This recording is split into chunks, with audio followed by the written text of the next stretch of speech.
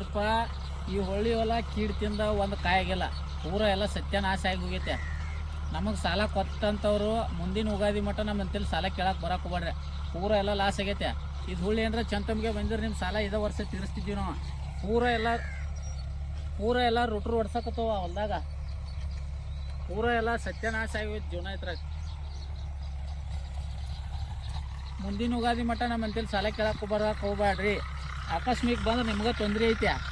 ಯಾಕಂದ್ರೆ ನಾವು ಇದನ್ನು ಇದ್ರ ಮೇಲೆ ನಿಮ್ಗೆ ಹೇಳಿದ್ದೀವಿ, ಮತ್ತು ಇದನ್ನು ತೋರ್ಸಾರ ನಾವು ಏನು ಮಾಡೋಕ್ಕೆ ಬರಲ್ಲ. ಪೂರ ಎಲ್ಲ ಎಪಿಜೆಡ್ ಎಲ್ಲ ಒಂದು ಕಾಯಿ ಬಿಡ್ಲಂಗೆ ಕೀಡ್ ತಿಂದಾವ. ಇದನ್ನು ಎಲ್ಲ ರುಟ್ರು ಹೊಡ್ಸಕತ್ತವ. ಇದನ್ನು ಪೂರ ಇದ್ರಾಗ ಏನು ಒಂದು ಕಾಯಿ ಇಲ್ಲ, ಏನು ಹೂ ಇಲ್ಲ, ಮಿಡಿ ಇಲ್ಲ, ಎಲ್ಲ ಪೂರ ಬಾದಾಗಿ ಹೋಗೈತಿದ.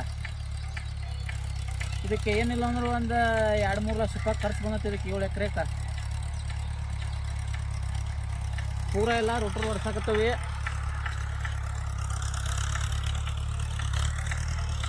ಇದ್ರಾಗ ಏನರ ಒಂದೊಂದು ಕಾಯಾರ ಇದ್ರೆ ಬಿಡ್ಬೇಕಂತಿತ್ತು, ಏನು ಒಟ್ಟ ಕಾಯಿ ಇಲ್ಲ, ಏನಿಲ್ಲ, ಪೂರ ಎಲ್ಲ ಮೇದ್ದವು. ನೋಡ್ಬೋದು ನೀವು ಇದನ್ನು ಎಲ್ಲ ರುಟ್ರು ಹೊಡಿಸಿ ಎಲ್ಲ ಚಿಪ್ಪಾಡರ್ಕಾಗುತ್ತೆ.